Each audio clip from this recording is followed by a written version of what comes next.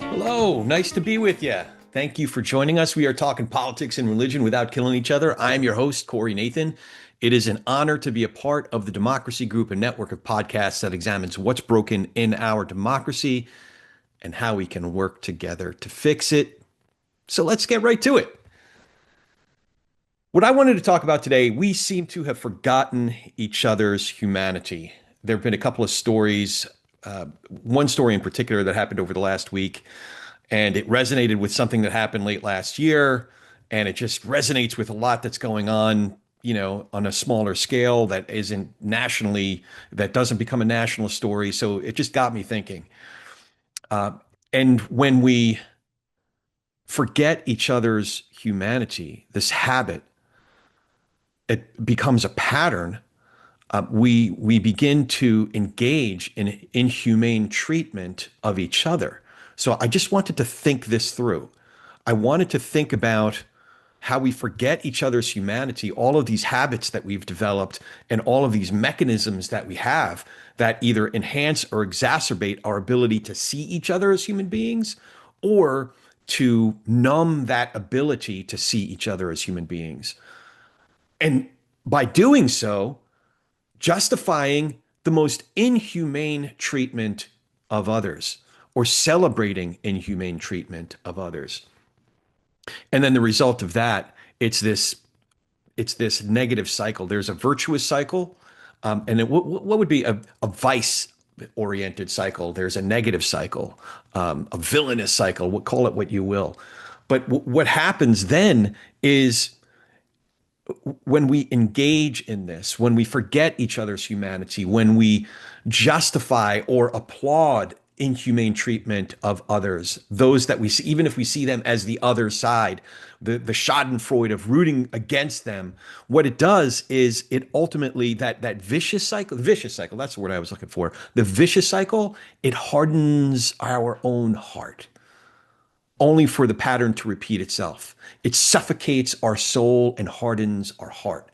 So the one story that got me thinking about this, a lot of folks are aware that there was this terrible, tragic mass shooting in New York. A young man traveled from Las Vegas to New York and executed a number of people, including himself, one of whom was a Blackstone executive. Now, I'm pulling from the summary from PIX 11 in New York, a news station, a station in New York that provided this news summary. Blackstone executive Wesley LePatner was identified as one of the victims killed in the mass shooting at 345 Park Avenue on Monday. This is the 28th, so July 28th. According to a spokesperson for the company, LePatner was the global head of Core Plus Real Estate and the chief executive officer of Blackstone Real Estate Income Trust. And then I started to see some things, some mentions of this in the comments on a couple of social media sites. And then I was heartened to see that a journalist with the Free Press, Maya Solkin, did a story, and then she was actually on one of my favorite shows, the Smerconish. Michael Smerconish has a daily radio program on Sirius XM. He also has a show on Saturday mornings on CNN. And he's stuck in the middle. He's truly in the middle. He's always got everybody pissed off at him, people who are left of him, right of him. He definitely is a centrist guy, but definitely an independent thinker. Anyway, he had Maya Solkin on his show on Saturday morning. As Maya summarized it in the Free Press, Wesley LePatner was a mother, a wife, and a beloved boss, but to a growing number of people, she was a symbol of everything they hate. And she goes on to quote one of the people that Maya Misulkin interviewed for her story. And one of these people brazenly celebrated it. This person said her death as a valuable instrument to such evil corporations is nothing to mourn. Thousands of Americans die every day from situations that her company exacerbates, such as the affordable housing crisis. Now, the person who is quoted here may or may not have a point. There are issues here to debate.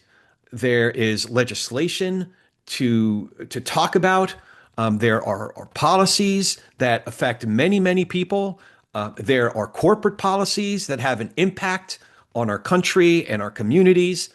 These are all things that are worth discussing in a healthy democracy. But when you get to the point of celebrating someone's murder, you no longer have a seat at my table. Now, everyone listening to this has an opportunity to make their own decisions about who they'll allow to be in conversation with them. But for me, there's a line somewhere, and let me fucking tell you something. When you're celebrating someone's death, someone's brutal murder, you've crossed over that line. I don't give a shit what you have to say after that. You're celebrating the death of a mother, the death of someone who's a contributor to her faith community, the death of a wife. She's someone's wife. You may still have, you may want to make some point about a housing crisis. And don't get me wrong, I believe there is a housing crisis. I believe that some corporations act with ill will, without the that in ways that harm people. That's it. But that's a different conversation. If you're talking, if your entree into this conversation is celebrating someone's murder, you no longer have a seat at my table. You may have a seat at somebody else's table, but my guess is it's at the crazy table.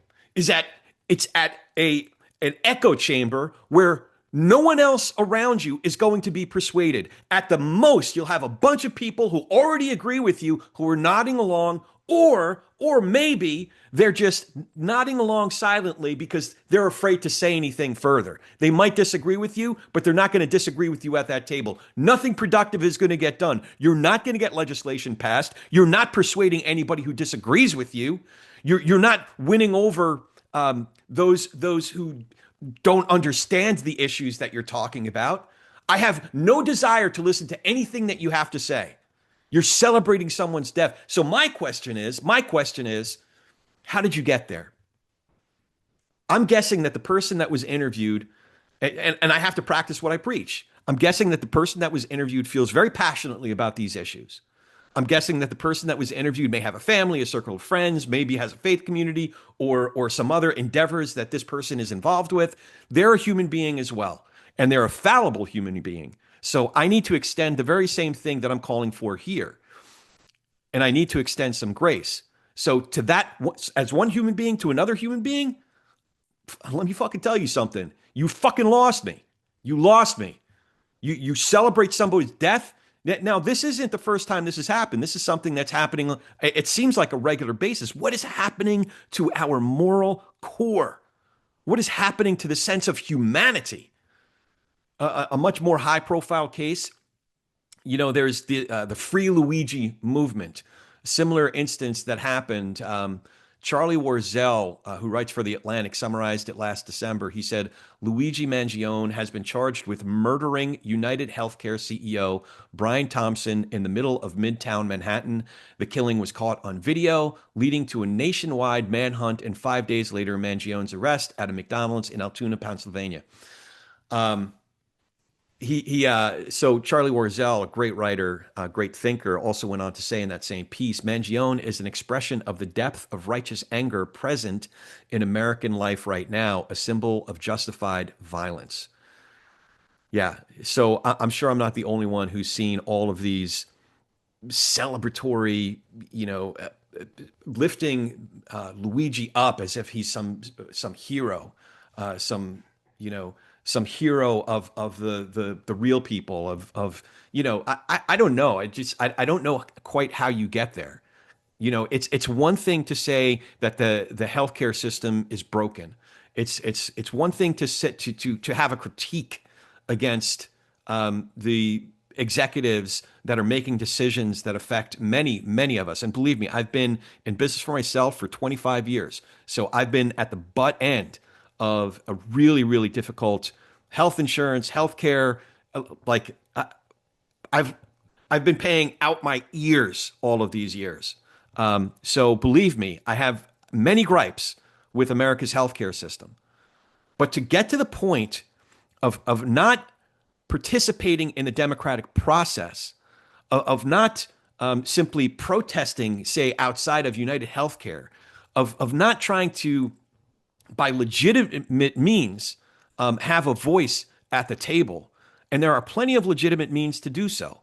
And to, in fact, have influence, whether it's on, in this case, United Healthcare or other companies. But when you get to the point of murdering an executive with that organization and then celebrating it, cheering him on, turning him into some sort of a hero, this is disgusting. This is the death of our collective soul. This is the numbing of our soul. There's a certain soulishness that is gone. And listen, these are very high profile examples of such soulless, amoral celebrations of violence, of murder. But there's daily, every day, millions of times a day, there's much more benign. Just today, this is it's not even worth talking about, or putting it in the same conversation. But I did want to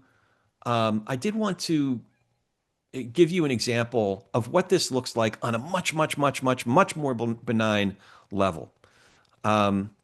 So just to be clear, I'm not equating the two, but I'm saying they're under a broad category of forgetting each other's humanity. How do you get to the point where you act in such a way where you're forgetting each other's humanity, the humanity of others that you engage with or read about or hear about in our, in our community, in our country?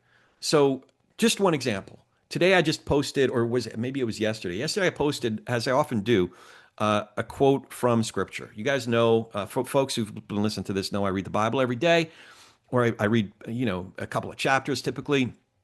So I've been in Psalms for a few weeks, and I got to Psalm 52, and I posted, I'll just share it. Why do you boast in evil, you mighty man? The faithfulness of God endures all day long. Your tongue devises destruction like a sharp razor, you worker of deceit. You love evil more than good, lies more than speaking what is right. Selah.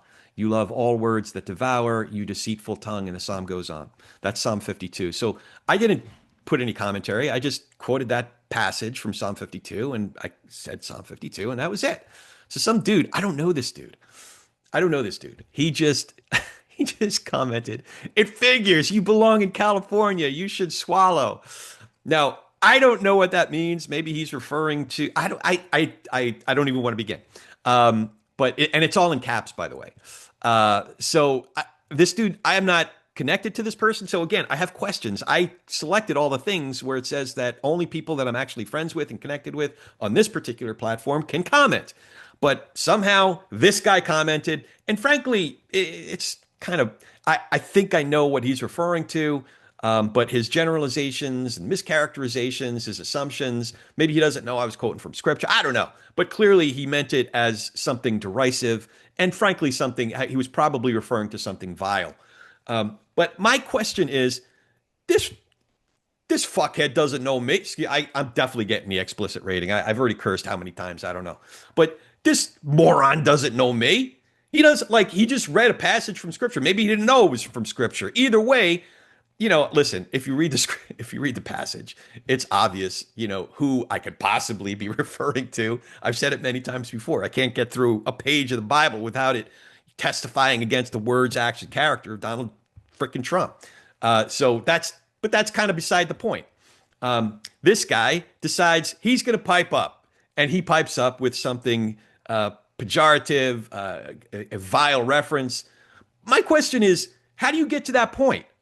Seriously, do you know me? No, the answer is no, you don't know me. Now, I did a little bit of research, and I found out who this guy is, and he happens to be the father of somebody that I'm very fond of. It's a person I graduated high school with, and listen, the person that he's the father of, I'm very fond of. We have our huge differences. In fact, if my friend, who I consider her a very dear friend, heard me say what I just said about Donald frickin' Trump, she'd be like, what are you talking about? We'd get into like she'd give me crap about it.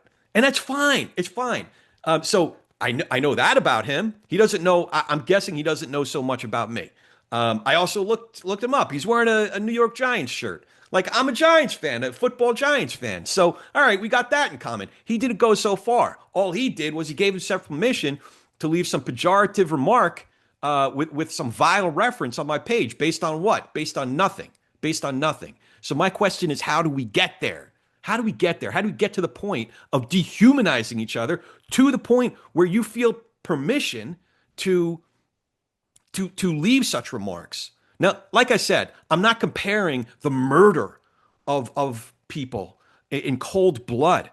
I'm not comparing this stupid comment to murder, but I'm saying that it is a tendency that is under this broad category of forgetting each other's humanity to the point where we're not having any sort of meaningful exchange, where we say to a complete stranger something with vile references.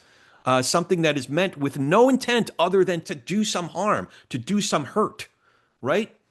And then to have, hundreds, thousands, tens of thousands of people cheering on the murder of someone, whether you agree with United Healthcare's policies or not, whether you agree with Blackstone's policies or not, there are ways to meet this out in a civil way, in our civic, democratic, in our constitutional order. So when you get to the point of cheering on murder in cold blood, something has gone really, really wrong. So I wanted to know what are some of the causes? How did we get there? The act of dehumanizing each other. It's not just a moral failing on each of our part. What it is, and I know because listen, I've engaged in this kind of thing myself. So I'm on guard. It's not just the wrong that you're causing others, or celebrating the harm that is done to others. It's also, there's something profound that happens internally, that there's a certain soulishness. And listen, a lot of folks who listen to this aren't all there are some atheists or agnostics who listen to this, and that's cool. I'm not just talking from a religious perspective. So when I say soulishness, I'm talking about something transcendent. Philosophically, we can get there. We can get to, transcendent experiences. Having a sense of wonder, for example. So that sense of wonder, or that basic sense of human dignity, we're numbing all of that. We're hardening our heart and suffocating our soul. Okay? So how do we get there? A few things that I found as I was trying to understand how folks get there. There's a few. There's online disinhibition, and it's an actual phenomenon, online disinhibition effect. And that is the tendency for individuals to say and do things online that they wouldn't ordinarily say or do in face-to-face interactions. And we're able to do that because often online we have anonymity, or we have the sense of anonymity. We also have invisibility. Even if you put, and a lot of folks do hide behind literal anonymous, whatever, avatars. I don't do that. And I encourage you not to do that. At least have some accountability. But even if we put our names to it, a lot of times we do have a sense of anonymity because this person who's, replying on YouTube or wherever it is, they don't know me. They're never going to find me. Maybe they could do some research and come to I don't know. But there's essentially a sense of anonymity. There's also the invisibility. We don't see each other. We don't put a face to somebody. So it's easy for us to forget the human being behind the name or the avatar or the nickname or whatever it is that they're using. So there's online disinhibition effect. There's something else I referred to already, and that is echo chambers and polarization. When the tendency for us is to be among friendly company, to be among people who agree with us more often than not. So we get into these, how do you say it, homogeneous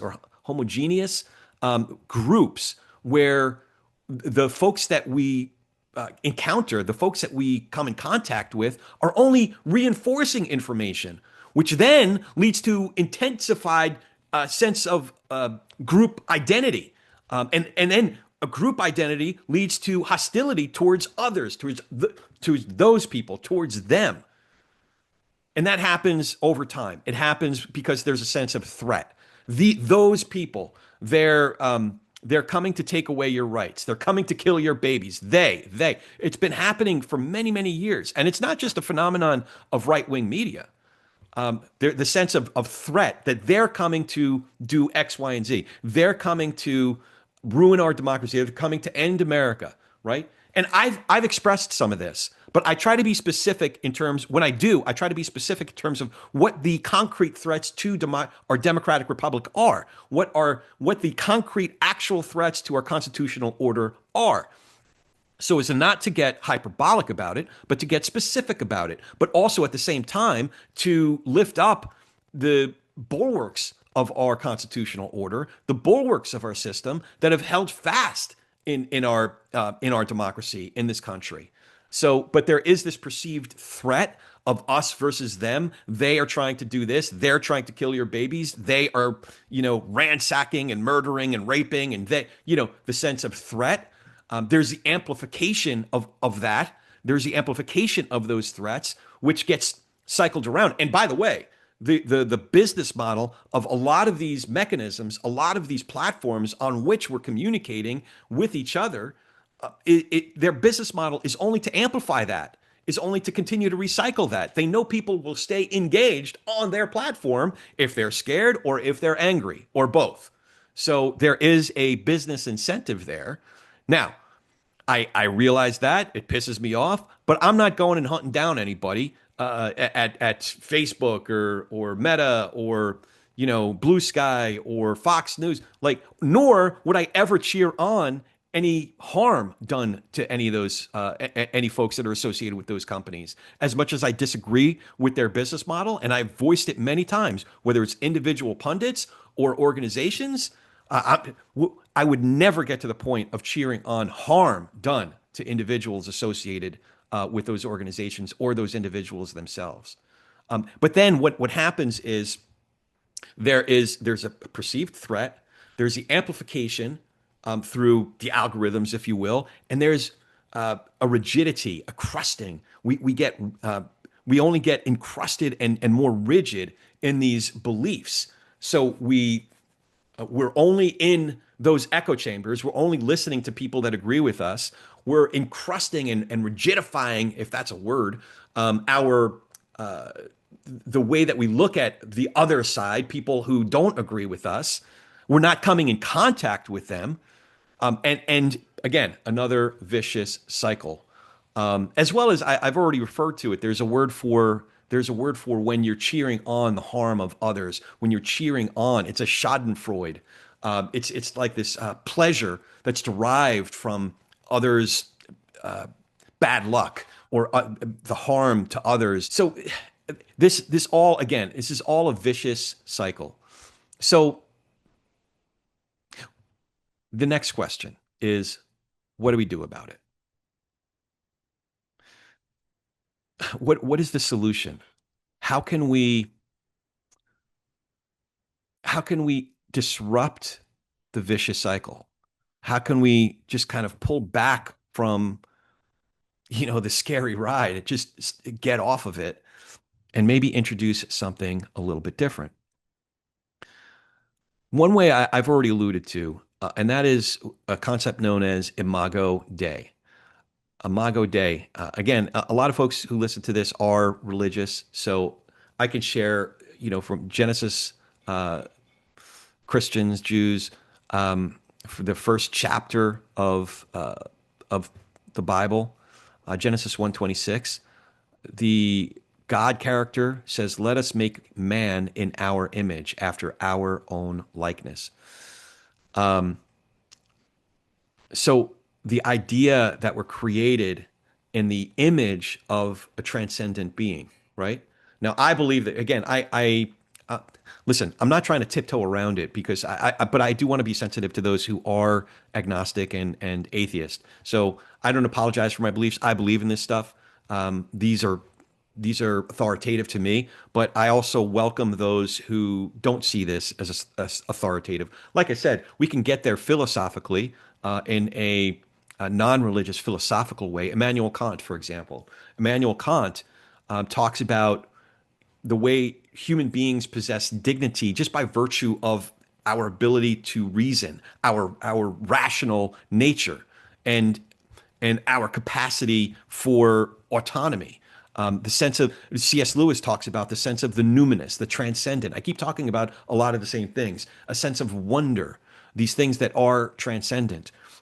Now, not to go too far down a rabbit hole about where that might come from if you are atheist, uh, but either way, I think we can get to we can we can get to the point of basic human dignity, a basic virtue in something in the spark of life. Okay, so what does this look like in the day to day? How do we recognize Imago Dei, the God within us, that spark of life? Um, how do we recognize our basic human dignity? How do we do that? Well, a lot of times it'll go downhill if there is the anonymity of only online interaction. So, whenever possible, I invite folks to meet in person. At the very least, to hop on a Zoom or something like that. We have these ways of actually seeing each other and talking to each other. So that's definitely one way to do it. Um, it also it also assumes that I'm interacting with those that I have a relationship with, or that I have the potential for a relationship with. So if you're just doing rhetorical combat, if that's your gig, all right, good. It's like, you're basically playing a video game. It's a pastime at best, but really wasted time. And in a lot of cases, you're actually doing some harm. Like I said, you're doing harm to others. If all you're trying to do is score some points and cause little cuts, rhetorical, do a little bit of rhetorical harm to somebody. But really, what you're doing again, you're hardening your own heart and suffocating your own soul bit by bit, one drop at a time. You know. So how do we do? How do we take that next step? Well, I told you the story about the guy who commented on my. I committed this grave sin, I guess, of quoting a passage from Scripture, and it really got under his skin, I guess. So that's a good example where I could have responded in kind, but I could have also taken his comment down. I've done that in the past, so I didn't. I did reply to him. What did I say to him? I knew others would reply to him as well, but I chose to reply, and what I said was, one, we're not connected here on Facebook. I called him by name. So I'm curious why you felt compelled to comment. Two, I said, two, I quoted directly from Scripture, which I often do because I read from my Bible daily. Is there something about this passage you find objectionable? And three, candidly, I can't make sense of your comment. Can you expound? So, I wasn't playing footsie with him. I wasn't, I wasn't, I definitely wasn't punching him in the face, rhetorically speaking. I could have. He left a lot of openings. I just didn't find that to be productive. And frankly, I knew, and this is what happened. A few people piped up, and just one fellow, who I've known him for I don't know about 50 years, but 45 years. One fellow I've known for 45 years since I was a little kid. I've never seen him even one degree of anger in this dude. And boy, he had a very pointed tone. There were a couple of others who responded to him, sort of just kind of mocked him. So that's fine. There were a couple of different responses. So I had a feeling that might be the case. But I felt like, you know what? Let that, don't take his comment personally. Give him the opportunity to be seen. Like, hey, dude, I see you. I'm gonna not respond to you in a fighting way, but I'm gonna respond to you in a human way. I'm gonna tell you, a little bit about me, and maybe open a door for you to explain yourself. Maybe that wasn't the most effective way. I mean, there's any number of ways you could have responded, but here's the thing. I just took a pause before I just punched him in the face, rhetorically speaking. I just took a pause. I didn't take it personally. I imagined this dude. Maybe he feels a certain way and assumes a bunch of things about anybody who doesn't like, I'm assuming he likes Donald Trump. Now that I know who he is, I'm pretty sure he does like Donald Trump. So he was assuming that I was writing directly about Donald Trump. I wasn't writing directly about Donald Trump, but it's pretty clear that that passage is hard to get around. It's describing Donald Trump pretty accurately. So maybe he's a big fan of Donald Trump's and he takes it very personally. Like I'm criticizing, he sees it as me criticizing a guy that he likes. So he felt compelled to attack. Okay, I get it.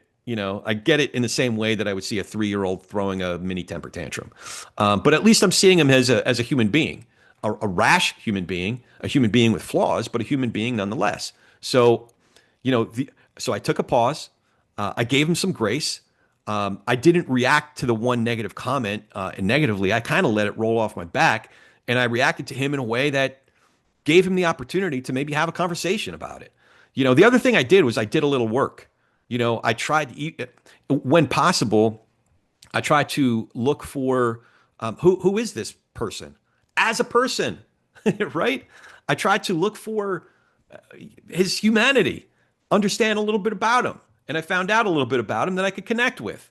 Not him directly, but actually, yeah. Like I saw a picture of him with that New York Giants shirt. I'm like, oh, cool. And then I learned that he was the father of somebody I'm very fond of, that somebody that I connect with, a person that I have very, very different views politically with, and now that he's commented as her dad, that's not surprising what side of the fence he's on. But it's not a side. Yeah, that's the other thing too. It's not a side of the fence. I don't see the left, right. It's not, a lot of us are just so complicated, man. To characterize someone completely based on how they voted on one line of their ballot. You want to take a look at the rest of my ballot? Let's talk about the rest of it. Yeah, a U.S. House, I voted a certain way because at the national level, I feel this time in our country's history, for that individual that was running for the highest office, I had to vote a certain way for the U.S. House. But every other line on my ballot, I probably look a lot more like a Republican than a Democrat, whether it's the propositions, judges, our local elected officials. So that's the other thing is like, let's at least give each other the credence of thinking about our entire ballot, if nothing else. But to make an assessment based on one line of the ballot. Anyway, I realize I'm going on here. I always do this. I go on way longer than I anticipate. But I did want to talk about this. I wanted to talk about how folks get to the point of cheering on a brutal murder or dehumanization of each other, and then the suffocation of our own soul that happens.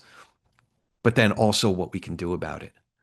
We've forgotten each other's humanity, which allows us to engage in and cheer on the inhumane treatment of each other, which only suffocates our own soul and hardens our heart. So what I'm going to do is just a little bit more work.